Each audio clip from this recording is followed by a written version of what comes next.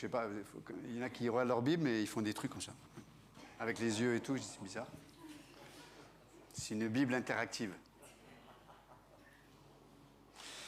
Ah, ok. Allez, on va tourner ensemble dans la seconde épître aux Corinthiens.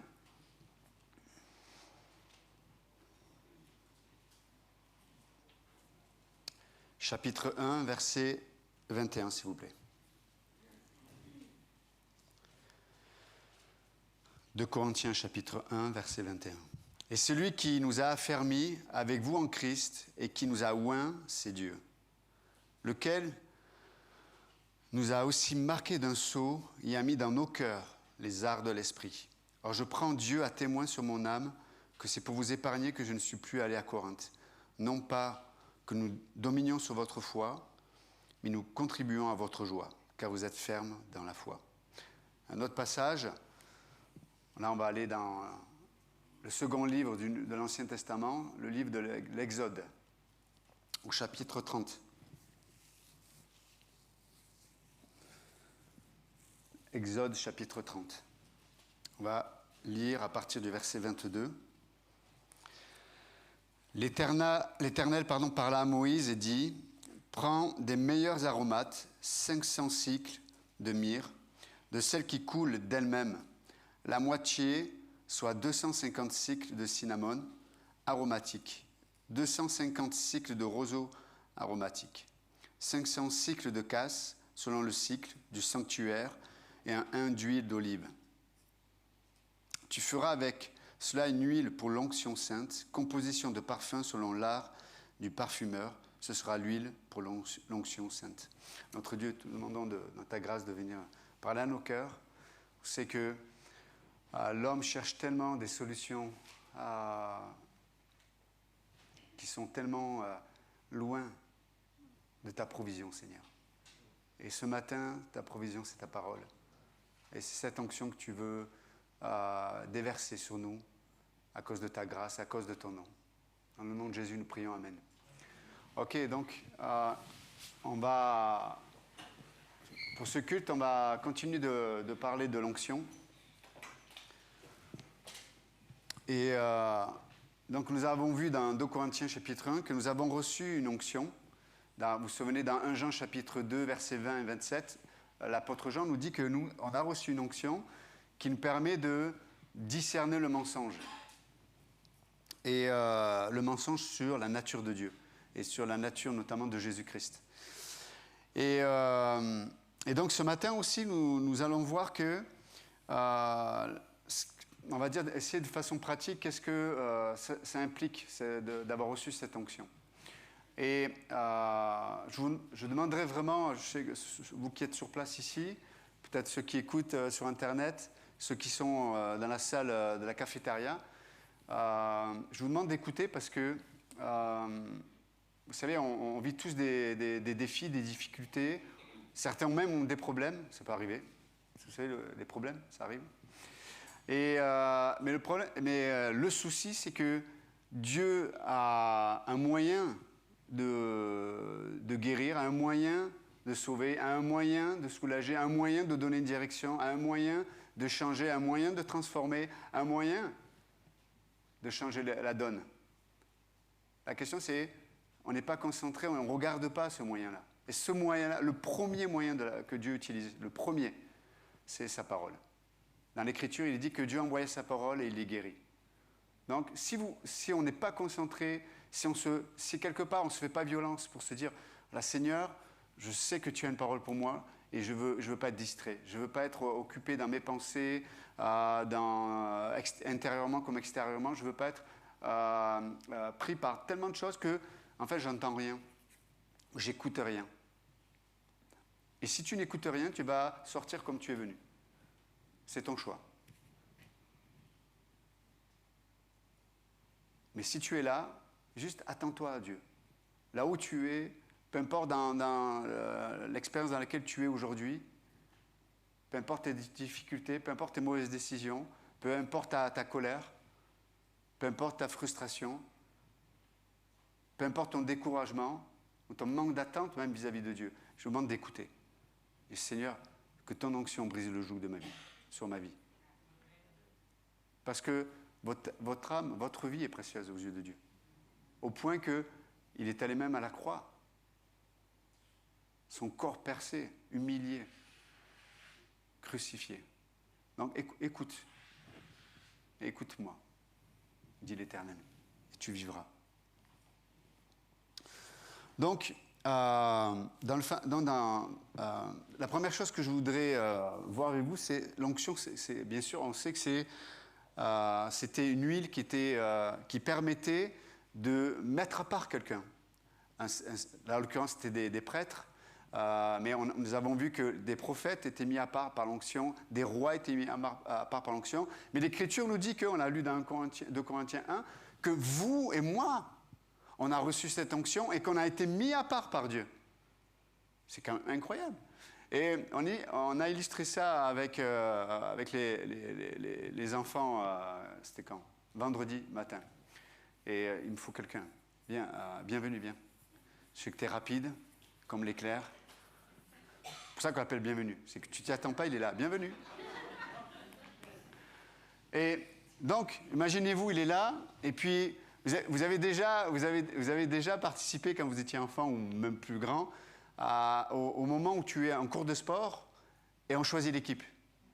Donc, on choisit 2 capitaines. Admettons que j'ai été sélectionné, je suis capitaine, et je dois choisir l'équipe. Et donc, je vois bienvenue, je dis, OK, bienvenue, je te choisis, viens avec moi. Donc, je le mets à part. Il y a le groupe là, il y a le groupe des enfants ou des adultes, mais je l'ai appelé par son nom et je l'ai mis à part, il est dans mon équipe. Et l'onction qu'on a reçue de la part de Dieu, c'est qu'on était au milieu de ce monde, on était au milieu des êtres humains. Mais Dieu t'a appelé, il t'a oint, il t'a pris, il t'a mis à part. Mais pas que. Il t'a mis à part, donc il te connaît par ton nom, il te met à part. Et quand on est mis à part, on est proche. On a un projet qui est commun, oui ou non? Et moi, en tant que capitaine, je connais Bienvenue.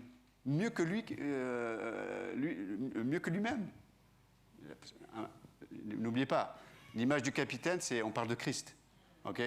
Donc, oubliez-moi, pensez que c'est Christ le capitaine. Donc, il t'a choisi, il te connaît mieux que toi-même. Il connaît tes dons, il connaît tes capacités, il connaît tes pensées, il connaît ton histoire, passée, présente, même celle à venir. Il connaît toutes ces choses. Il t'a sélectionné, il t'a approché proche de lui. Mais il va aller plus loin. Il va te dire, OK, bienvenue, t'es prêt? T'es prêt à avoir ta place dans mon équipe? OK, je sais où je vais le mettre. Bon, lui, en sport, je peux le mettre partout, il est fort, hein, bienvenue. Mais il ne peut pas tout faire. Donc, je sais où je veux le mettre. Mais avant de le placer là où je veux le mettre, je veux le préparer. Donc aujourd'hui, bienvenue, par exemple. Le match, c'est samedi, mais aujourd'hui, là, on est lundi. Mais aujourd'hui, je vais te donner un exercice. Ça va être, par exemple, si c'était du foot, vous me connaissez comme à quel point je joue très bien au foot, je suis un spécialiste du foot. C'est même un canard boiteux, j'ai mieux que moi. Mais laissez le canard où il est. Mais lui, il joue bien, je sais. Non, admettons que, voilà, je veux qu'il soit arrière, etc. Et je veux le faire travailler, des déplacements, taper le ballon, courir avec le ballon, etc. Donc aujourd'hui, ça va être un exercice. Pour le dire autrement, même si le match c'est samedi, aujourd'hui, je vais le faire travailler en vue du match, en vue de la place que je vais lui attribuer pour le jour du match.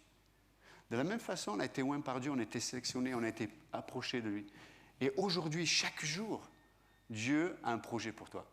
Chaque jour, Dieu a un projet qui te prépare à quelque chose de plus important.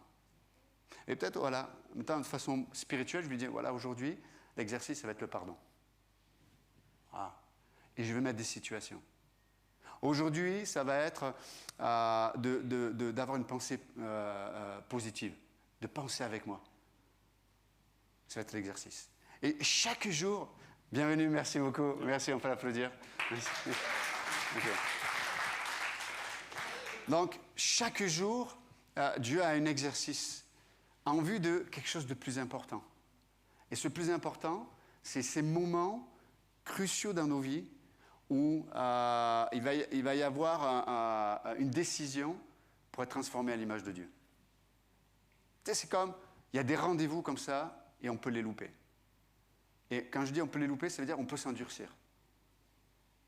On peut penser de la mauvaise façon, parce que peut-être, au quotidien, on n'a pas accepté les exercices que Dieu voulait nous faire pratiquer. Et du coup, on va manquer, on a les dons. Et là, le don ultime, c'est qu'on a reçu Jésus-Christ. Ça veut dire qu'on peut refléter toutes les facettes de Jésus-Christ dans notre vie. Donc on a reçu ce don-là merveilleux.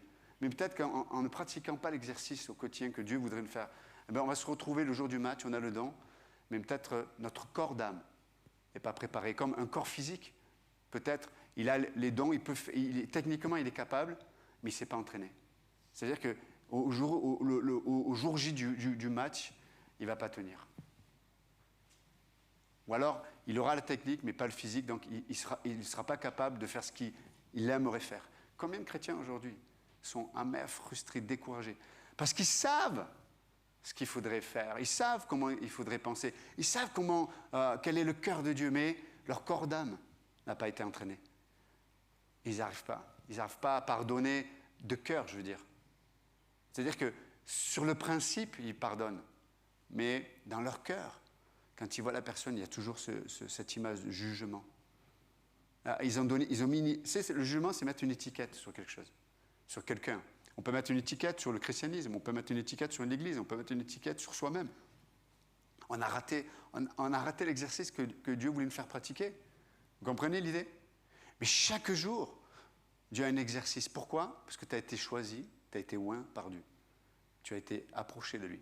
Et il y a 3 choses. Et après, on va voir dans Exode 30 quelques points. Donc, le culte, on va faire en deux temps. Le premier temps, on va parler de l'onction, des principes généraux. Et en deuxième temps, on va voir la constitution de l'huile d'onction. Vous allez voir que c'est intéressant aussi. Je reprends mes notes. Donc, il y a trois choses qu'il faut retenir sur cette l'onction. Je l'ai dit, premier point, c'est l'onction, c'est l'expression de Dieu qui fait qu'on est choisi, c'est très bien. Donc, choisi, c'est-à-dire mis à part. L'onction, n'oubliez pas, avec l'huile, on prenait quelque chose qui était profane, quelque chose qui était commun, quelque chose qu'on pouvait utiliser tous les jours, un ustensile, ou même quelqu'un qui avait une vie comme n'importe quel être humain, mais lorsqu'il était oint, il était plus profane, il était saint, il était mis à part, il était préposé à un service particulier, que lui pouvait faire ce service-là. Donc l'onction d'abord, elle nous met à part. Comme je l'ai dit tout à l'heure, Dieu te prend dans son équipe, il te connaît. Donc la première chose que l'onction fait, elle nous met à part et elle nous donne une vraie valeur. Vous comprenez? Elle te donne une vraie valeur. Pourquoi? Parce que si Dieu te sélectionne, et comme on a avec l'exemple de bienvenue, mais dans ta tête, tu te dis, mais pourquoi il m'a sélectionné? Pourquoi il m'a pris? Je suis incapable. On regarde à nos capacités, on regarde à nos attitudes, on regarde à nos réactions, on regarde à notre passif, on regarde à nos péchés, on regarde à nos faiblesses. Mais Dieu ne regarde pas ça, en fait. Dieu regarde à l'effet de l'onction. L'huile, elle le rendait saint. Lui, elle le mettait à part. Et même cette huile, si l'huile tombait, elle tombait sur quelque chose, la chose était considérée comme sainte. C'est fou quand même. Et Dieu dit, tu es saint. Et dans cette mise à part, il y a la réalité du fait que Dieu te donne, Dieu est la seule personne qui est quelque part, qui a le droit de dire la valeur que tu as. Vous êtes avec moi ou pas? Et à travers l'onction, Dieu prend ce droit. Et ce qui est intéressant, c'est que Dieu ne te prend pas, il ne te donne pas une valeur à la différence du monde. Dieu ne te donne pas une valeur par rapport à tes capacités de productivité ou à tes incapacités à produire. Mais Dieu te donne une valeur à cause de son amour. Et ça, mes amis, c'est extrêmement important parce qu'on va toujours lutter tous ici. On va lutter avec cette réalité-là. On va lutter. On va lutter. On va lutter à accepter la valeur que Dieu nous donne parce qu'on va voir des choses en nous. On ne produit pas assez ou on n'est pas assez reconnu parce qu'on a l'impression d'en faire trop. Il y en a qui se disent j'en fais pas assez. Mais en fait, l'élément commun dans tout ça, c'est qui je suis. Je suis ce que je fais. Et donc je réagis avec les uns, avec les autres, avec moi-même. Mais Dieu dit non, La valeur que j'ai pour toi, elle n'est pas liée à ce que tu es capable de faire. Elle est liée à mon amour manifesté pour toi. Je t'ai oint. Je te donne une valeur. Vous savez, dans l'épître de Jacques, quand Jacques fait l'opposition entre la foi et les œuvres, quand il parle des œuvres, il ne parle pas de la puissance de la volonté de l'homme à accomplir la volonté de Dieu. Non, quand il parle des œuvres, il parle de la foi qui est mise en action. Et n'oubliez pas, la foi, c'est la confiance. Donc, il ne parle pas de ta volonté qui est capable de faire des choses, il s'adresse à ta confiance. Tu dis, oui, tu parles du fait que tu as la foi, pourtant tu vis comme si tu n'avais pas confiance en Dieu. Donc, moi, je vais te montrer mes œuvres qui sont le résultat de cette confiance en Dieu. Et toi, tu peux me parler de ta foi, mais là, c'est une coquille vide. Vous voyez ce que je veux dire? De la même façon, on ne peut pas être efficace dans le royaume de Dieu si on n'accepte pas la valeur que Dieu nous donne. Ce n'est pas possible. Et quand tu n'acceptes pas la valeur que Dieu te donne, tu vas toujours interpréter et Dieu et toi-même par rapport aux circonstances. C'est les circonstances qui vont dicter qui tu es. Et Dieu dit non, tu as été oint. Tu as été oint. Tu as reçu l'Esprit. N'oublie pas l'onction, le lui, ça parle du Saint-Esprit. Tu as reçu mon esprit. Tu as reçu la troisième personne de la Trinité. Dieu lui-même vit dans ton esprit, vit en toi. Vous imaginez? Donc, et Dieu nous dit, tu as reçu une valeur particulière. Et deuxièmement, Dieu te donne un droit. Dieu te donne le droit, l'onction rendait capable une personne. C'est-à-dire que quand la personne était ointe pour être roi, elle avait le droit d'officier comme roi. Si quelqu'un recevait l'onction pour être prophète, il avait le droit d'officier comme prophète. Si quelqu'un recevait l'onction pour être prêtre, il avait le droit d'agir dans le sanctuaire en tant que prêtre. Vous êtes avec moi ou pas? Et ce que pouvait faire un prêtre, nul autre pouvait le faire. Ce que pouvait entendre le prêtre, nul autre pouvait entendre. Etc., etc. Donc, l'onction te donne le droit. Et le premier droit que Dieu nous donne, c'est, Dieu dit, je veux que tu fonctionnes en tant qu'enfant de Dieu. C'est ton droit. Tu as le droit d'être enfant de Dieu. Et là, on l'a lu tout à l'heure dans 2 Corinthiens, c'est que rien ne peut changer cette vérité. Vous êtes avec moi ou pas? Ne dites pas, je sais. Non. Si tu me dis, je sais, je vais te demander, qu'est-ce que tu vis? Et ta vie va me démontrer que tu ne sais pas. Donc, tais-toi et écoute. Je veux apprendre la part de Dieu. Je veux apprendre de ça. Qu'est-ce que c'est d'être enfant de Dieu? Quel est ce droit incroyable? Unique. Unique. Tu peux aller déranger le Père. Tu peux aller voir le Père. Tu sais, comme dans Luc 15. Le Fils, c'est horrible ce qu'il a fait. Il a considéré son Père comme mort, etc. Mais comme il était l'enfant, il a toujours eu accès auprès du Père. C'est comme quand je travaille dans mon bureau, personne ne me dérangeait pas. Mais mon fils, il ne sait pas lire déjà, Et deuxièmement, pas encore. Et deuxièmement, il sait qu'il y a son papa dans le bureau. Il va rentrer, ouais, papa. Alors que toi, tu es là, tu as médité, tu vois, tu es presque, choses éternelles. Il te ramène à. Mais en tout cas, mais il est libre, il a cette onction. Il a été choisi par Dieu. Il est mon fils, il rentre. Vous voyez ce que je veux dire? De la même façon, est-ce que tu vis comme ça avec Dieu? Tu sais, quand dans Hébreux 4,16, il est dit, mais venez avec assurance, comme mon fils qui peut rentrer dans mon bureau n'importe quel moment, venez avec assurance au trône de la grâce pour trouver un secours opportun. Et le premier secours opportun, c'est quoi? C'est que Dieu va te regarder, Dieu va te traiter, Dieu va te parler en miséricorde, rempli de grâce. Parce que Dieu crée d'abord une capacité dans ton cœur, dans ton âme, en vue d'obéir. Dieu va pas te... Vous comprenez l'idée? Peut-être il y a des choses à mettre en place dans nos vies pour qu'il y ait des changements. Oui, mais Dieu veut d'abord te donner une capacité pour obéir. Et cette capacité pour obéir, c'est sa grâce, sa miséricorde. Tu sais, quand tu sais que tu ne le mérites pas, quand tu sais que tu dis, mais comment Dieu peut venir m'aimer encore? Comment Dieu peut venir me chercher là où je suis? Comment Dieu peut me faire confiance à nouveau? Dieu dit, mais oui, mon sang suffit. Et, entre parenthèses, quand je t'ai sauvé, je savais tout de toi. Ton passé, ton présent, ton futur. Dieu n'est pas étonné. Dieu ne s'est pas tapé la tête dans le front en disant « Ah non, ah non, je ne pensais pas qu'elle pouvait penser ça, qu'elle pouvait dire ça. Oh non !»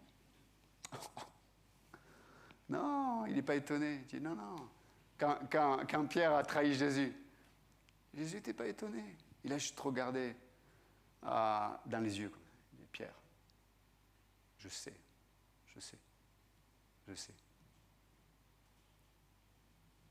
Donc, on a reçu un droit. Et on a reçu le droit de prendre la victoire qui est la nôtre contre nos ennemis. C'est ce que propose l'onction. On a reçu une onction pour lutter contre la chair, pour avoir la victoire contre la chair, pour avoir la victoire contre le diable et pour avoir la victoire contre le monde. On a reçu une onction de la part de Dieu. Vous êtes avec moi ou pas? Tu as reçu cette onction. Donc, le diable voudrait nous lier dans un mensonge, de dire non, il y a des domaines de ta vie, tu ne peux vivre que dans le fatalisme. C'est la fatalité. C'est comme ça, c'est pas autrement.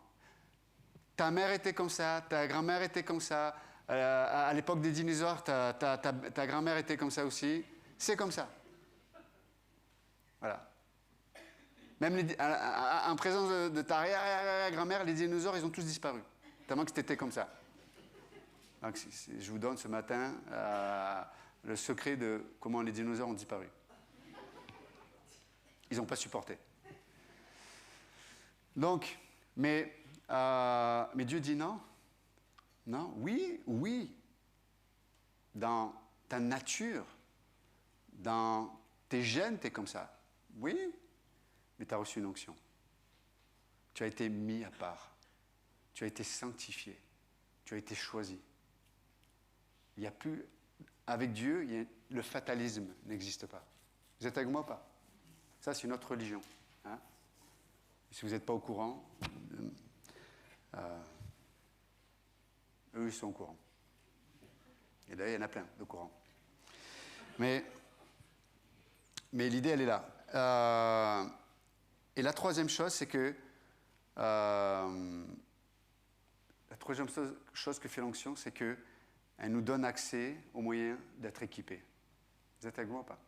Elle nous donne accès aux moyens d'être équipés. Et c'est pour ça que je donnais l'exemple en parlant avec Bienvenue. Aujourd'hui, il y a un exercice que je vais te faire pratiquer. Et la question que tu pourrais se poser, c'est aujourd'hui, toi qui as reçu l'onction de Dieu, toi qui as été mis à part, toi qui as été choisi, aujourd'hui, Dieu a un exercice pour toi. Parce que tu es prêt à le relever. Encore une fois, je l'ai dit tout à l'heure, peut-être cet exercice, c'est de se dire, soit je me réfugie dans mon passé, mes expériences, soit peut-être ce matin, Dieu te dit, l'exercice du matin, c'est, je veux que ton passé soit le mien. C'est-à-dire que ton cadre de référence, c'est la croix. Ça doit être la croix. Tout ce qui est avant ou après, on l'efface. Même Paul le dit. Pour la connaissance de Jésus-Christ, je considère tout comme de la boue. Les bonnes choses comme les mauvaises choses. Donc, pourquoi je vous parle du passé? Parce que ce que tu penses être ce matin, écoutez-moi bien, ce que tu penses être ce matin est lié à comment tu regardes ton passé. Ce que tu penses être ce matin est lié à comment tu te vois dans ton passé. Et Dieu dit, le seul passé qui est vrai pour moi, c'est la croix. C'est la croix. Tout ce qui est en plus, le mais là, la Bible dit que ton oui soit oui, que ton non soit non. Tout ce qui est en dehors de ça, c'est quoi? Ça vient de qui? Ça vient du diable. Je t'assure. Je t'assure. Pourquoi? On reconnaît un arbre à ses fruits. Ce mais là, en dehors du oui de Dieu et du non de Dieu, te fait vivre quoi? Je l'ai dit tout à l'heure, dans le fatalisme, certains vivent cachés, en sécurité, couverts sous leur couverture de blessures. Et je me couvre, et je me justifie, et je... Non! Dieu dit, arrête ça. Sors de cette caverne-là, quoi. Arrête. Arrête de raconter des histoires. Le FTG, vous vous souvenez le FTG? Le foutage de... Non, arrête. Arrête de FTG, de toi, de ton... Arrête. Parce que c'est comme si tu disais à Dieu, oui, la croix c'est bien, oui, l'église c'est bien, oui, mais mon expérience, ma vie, mes blessures, mes sentiments, mes émotions, ben ça, en fait, ça a plus de valeur, c'est plus vrai, c'est plus puissant que la croix. Donc ton œuvre à toi, là, tu es en train de dire que ton œuvre à toi, elle est plus importante, elle est plus grande que l'œuvre de la croix. Arrête. Arrête d'être orgueilleux comme ça. Non, on veut juste être dans l'humilité du Seigneur. Je fléchis les genoux devant toi. Et deuxième partie, il me reste 5 minutes. Vous en faites pas, le poulet ne va pas griller dans le four. J'ai comme mis un poulet dans le four.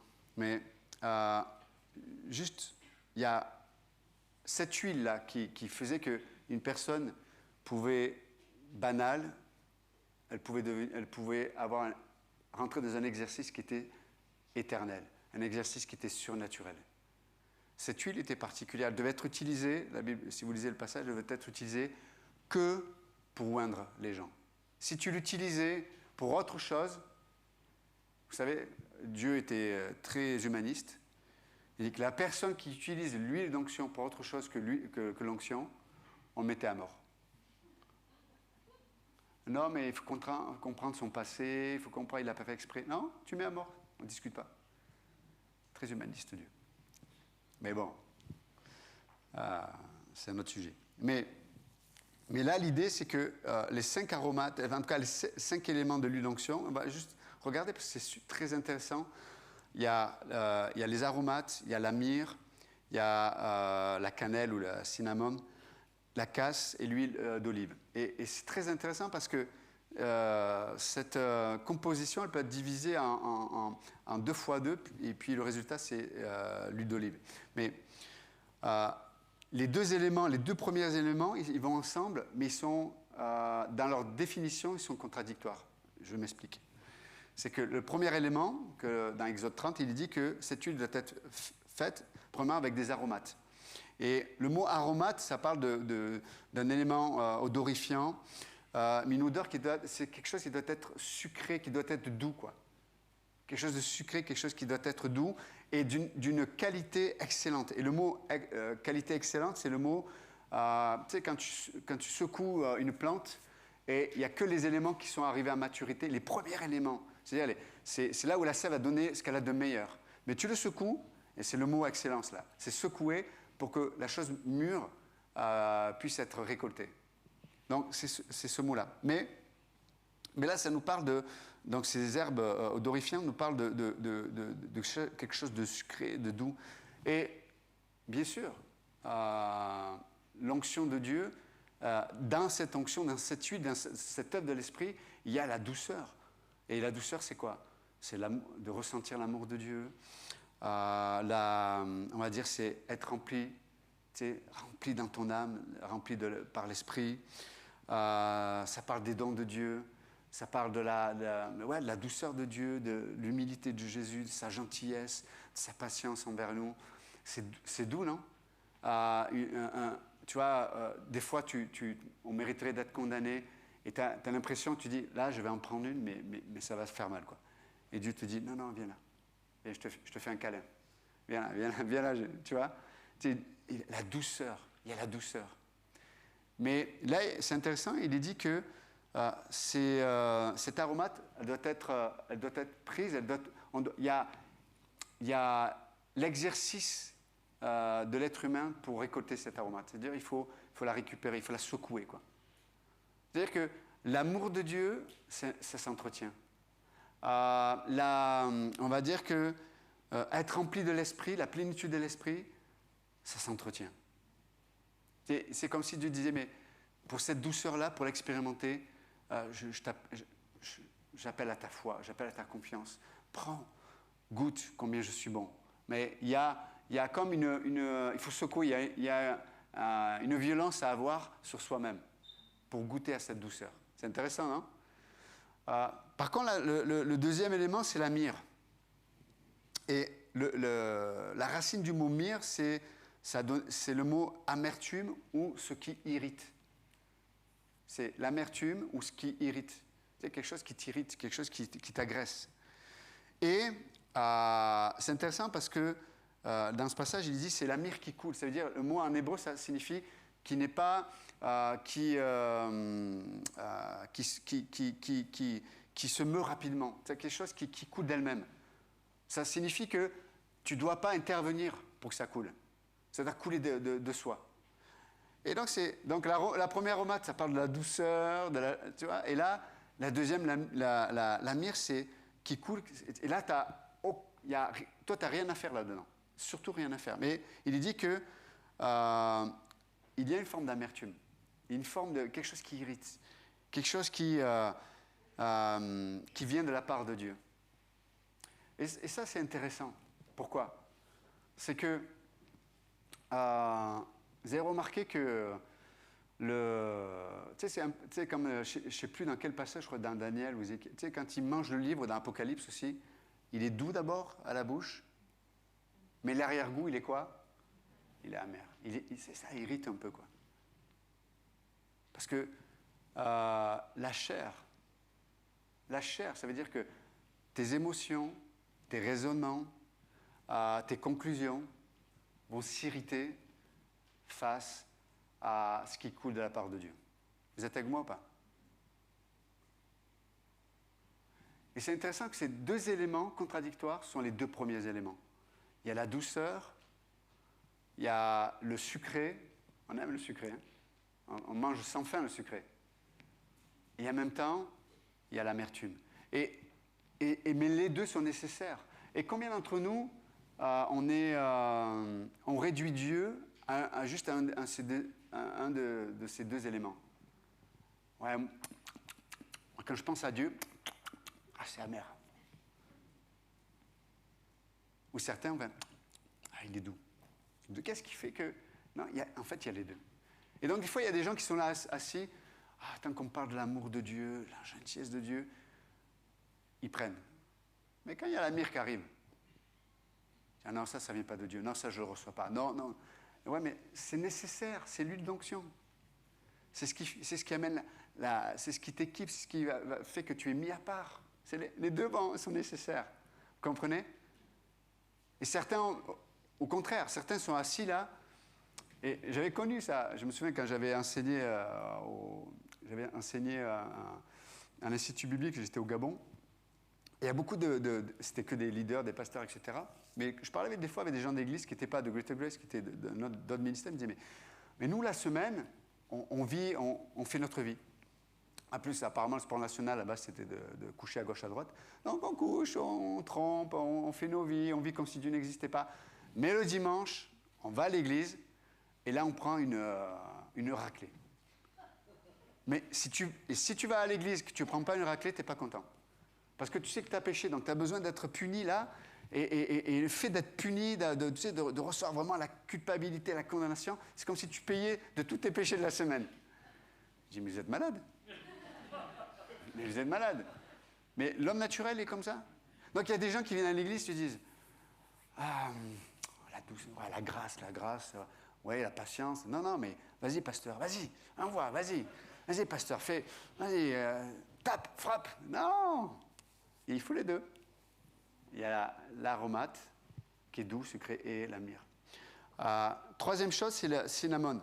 C'est la cannelle, ils disent, ils ne savent pas trop comment l'interpréter. La racine du mot, c'est se dresser. Tu sais, se lever, se dresser, prendre position. C'est intéressant aussi. Et l'autre élément, c'est la casse. C'est pas Bryce de Nice, tout ça, là, non. La casse, non, je vous connais, là, certains. La casse, c'est un bois aromatique. Et la racine du mot pour ce bois aromatique, c'est s'incliner. Attends, tu dis se dresser ou s'incliner? Il faut les deux. Il faut les deux. Vous vous souvenez, dans Hébreux chapitre 12, juste rapidement, mais regardez ce que dit l'auteur. Dans Hébreux chapitre 12. Les pages sont tellement fines, elle est neuve, la Bible. C'est dur d'attraper. C'est ce qu'on dit dans ces cas-là. Oui, je sais. Allez, verset 1. Nous donc aussi, puisque nous sommes environnés d'une si grande nuée de témoins, écoutez bien, rejetons tout fardeau et le péché qui nous enveloppe si facilement. Qu'est-ce qui fait que le péché a toujours accès à nos âmes? Souvent, c'est notre fardeau. On n'arrive pas à faire confiance en Dieu, dire, mais Seigneur, je te remets ça. Je te remets cette incompréhension, je te remets cette réaction dans mon cœur, je te remets cette crainte. Peut-être j'ai des angoisses, des peurs, j'ai plein de choses dans ma vie. J'ai un fardeau, quoi. Et bien sûr qu'on peut en parler à des gens, mais il est là. Il est là. Mais Dieu dit, remets ton fardeau. Remets ton fardeau. Vous vous souvenez, on a dit jeudi qu'un des moyens de traiter des fardeaux dans nos vies, c'est qu'on a besoin d'en parler, on a besoin de le remettre, même peut-être envers un frère, une sœur, quelqu'un de mûr spirituellement. Pourquoi? Parce que le fardeau, ou les blessures des fois qu'on a en nous, c'est immatériel. Vous êtes d'accord avec moi? Dans quelque chose qui est immatériel, on ne connaît pas ses limites. On ne connaît pas sa dimension. Mais quand on le sort de notre bouche, quand on le verbalise, on lui donne une dimension. On lui donne un début, on lui donne une fin. On lui donne des frontières. Vous êtes avec moi ou pas? Et c'est pour ça que c'est tellement important des fois. Juste de dire, voilà, j'ai un fardeau. Et voilà mon fardeau. Tellement important. Bien sûr, on le dit à Jésus, bien sûr, d'abord, mais des fois, on a besoin, quand on a spirituellement, et des fois, il y a des saisons de nos vies où Jésus est trop... il est abstrait dans notre vie. Il y a des moments comme ça, où même la présence de Dieu, Dieu est abstrait pour nous. Mais Dieu dit, mais je vous ai donné mon corps, pour que tu puisses toucher, que tu puisses voir, que tu puisses me voir. Quand tu n'as pas la capacité, dans ta relation personnelle avec moi, de me toucher comme ça. Donc, et là, regardez, donc, rejeter tout fardeau d'abord, et le péché après. Mais si tu ne sais pas remettre ton fardeau, ton péché aura toujours la victoire sur toi. C'est la première chose. Donc, rejetant tout fardeau et le péché qui nous enveloppe si facilement, et courons avec persévérance l'épreuve qui nous est proposée. Verset 2, les yeux fixés sur Jésus, qui est l'auteur, etc., etc. Donc, là, ça illustre bien mon propos. C'est que l'aromate qui dit, dans la racine du mot, c'est quoi? C'est se dresser. Il y a des domaines de nos vies où on doit se dresser. Il y a des fardeaux, et se dresser dans le sens, il faut traiter ton fardeau. Il faut traiter vous savez, des raisonnements qui te font douter. Il faut le traiter, ça. Il faut traiter tes craintes. Il faut que tu les places. Matthieu 11, 28, venez à moi, vous tous qui êtes fatigués et chargés, je vous donnerai du repos. Déposez sur moi votre fardeau. D'une façon ou d'une autre, écoutez bien ce matin, il faut te dresser pour que ton fardeau soit déposé sur Jésus. Soit spirituellement, tu arrives à le faire dans ta relation avec lui, et soit dans le corps de Christ. Et c'est pas l'un qui est plus spirituel que l'autre, c'est pas vrai.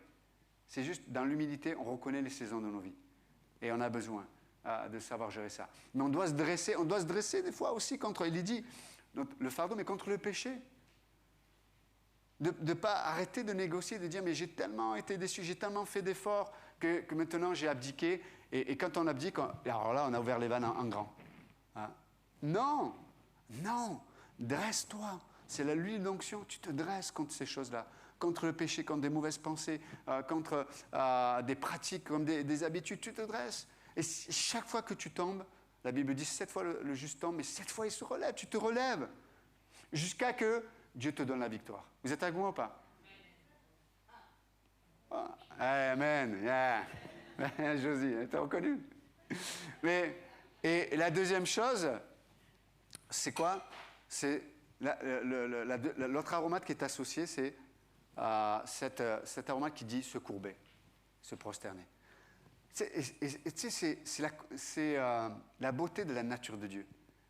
Elle peut paraître contradictoire. Il est l'agneau, mais il est le lion. Vous imaginez?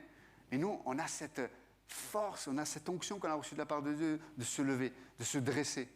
Ce n'est pas une fatalité. Oui, j'ai un tempérament de colérique. Oui, je pense des choses qui ne sont pas selon la... Je le sais. Dresse-toi, mais aussi prosterne-toi. Adore. Adore ton Dieu. Adore. Et des fois, on a besoin l'un et l'autre, ou l'un avant l'autre. Vous êtes avec moi ou pas? Donc, dans Hébreux 12, pourquoi? Mon fardeau, mon péché, mais après ils adorent. Ils regardent à Jésus-Christ qui est l'auteur et le prince de notre foi. Vous savez, des fois le fardeau, le péché, c'est comme un poids, tu sais, comme cette femme qui était courbée à cause des démons. Et son regard, sa vision de sa vie et du monde, c'était le sol, la terre. Elle était courbée. Jésus vient le jour du sabbat et il la guérit. Il chasse les démons. Il y a des gens ici qui vivent sous des mensonges diaboliques. Et vous savez, le diable, quand il ment, ce n'est pas juste une information qu'il te donne. Non, c'est trop facile ça. C'est qu'il accompagne l'information, qui est un mensonge, avec une émotion. Parce qu'une information qui est associée à une émotion, elle va se graver dans ton âme. Et ça va être une vérité dans ton inconscient. Et dans le subconscient, pardon. Et quand quelque chose est gravé dans le subconscient, qu'est-ce qui se passe? Tu n'as pas de contrôle dessus. Vous êtes avec moi ou pas? Subconscient, c'est quelque chose dont tu n'as pas le contrôle dessus. Tu sais, les gens, des fois, ils te disent, mais réagis, mais fais pas ça. Mais il n'y a rien de logique, des fois, à une crainte, par exemple. Il n'y a rien de logique. Quelqu'un qui a une phobie, je ne sais pas moi, de l'ascenseur. Il n'y a rien de logique. Il dit bien, regarde, il a été vérifié, il n'y a aucun problème, il n'y a jamais eu d'accident, etc. Mais c'est plus fort que... La personne, elle ne peut pas... C'est pas rationnel. C'est dans le subconscient. Mais ça a une origine. Et cette origine est diabolique. C'est diabolique. Je vous le dis, c'est diabolique. Parce que ça te courbe. Ça te courbe. Mais l'onction fait exploser ça. Donc, tout fardeau, tout péché, tu le mets dans les mains de Dieu. Et tu te prosternes en regardant Jésus-Christ. Et tu l'adores. Oui, je ne le sens pas. Tu te tais, tu adores. Oui, mais j'ai encore mes craintes. Oui, j'ai encore... Tu adores.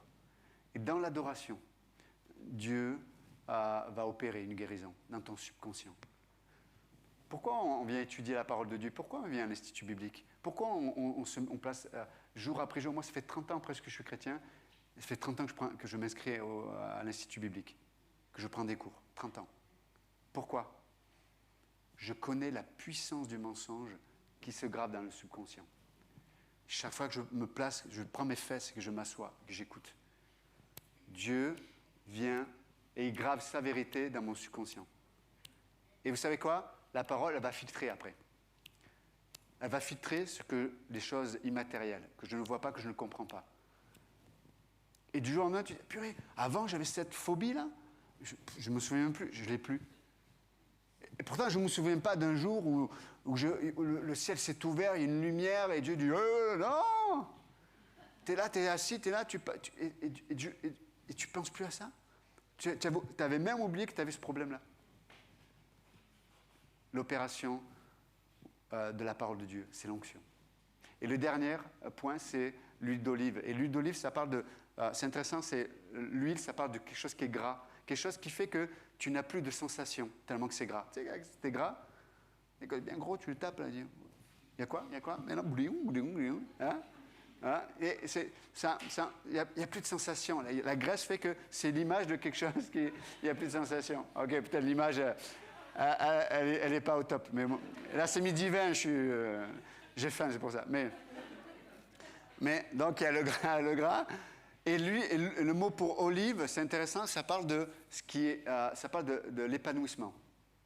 Tu sais, c'est comme la plénitude du résultat de Dieu fait que l'épanouissement intérieur que tu vas avoir fait qu'il y a des choses qui ne vont plus te toucher. Des paroles qui ne vont plus te toucher, des comportements qui ne vont plus te toucher. Tu sais, cette graisse-là fait que tu n'as plus de sensation au mal à cause de l'épanouissement, à cause de l'œuvre de Dieu, à cause de la joie de Dieu, à cause de la plénitude de Dieu. Tu sais, c'est comme, on te tape là, mais il y a l'huile d'olive. Il y a l'épanouissement et la graisse qui vont ensemble. Tu sais, des fois, il y a des gens qui me disent, pasteur, je te demande pardon. Je dis, pourquoi? Mais je t'ai dit ça ou j'ai fait ça. Ah, je ne sais pas, je n'ai même pas vu. J'ai dit, oui, je n'ai pas vu, c'était incroyable. Ok, bon, c'est tard. Que Dieu vous bénisse, merci. Amen.